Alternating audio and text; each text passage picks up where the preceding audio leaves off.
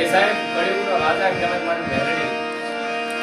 દુનિયાની માલિકા કદાચ સુધી હાથ જોડી અને બીજું માથું નમાવી અને એની આગળ માથું હોય ને એમ કહેવાય કે હાથ ત્રણ ઘડી ના થાય એ પહેલા આપી કળિયુગનો રાજા મેરડી પણ મેરડી પણ યાદ કરાવી. એવા જયભાઈ સેનવા, દશરથભાઈ સેનવા અને હર્ષભાઈ સેનવા બોલાવતા હોય.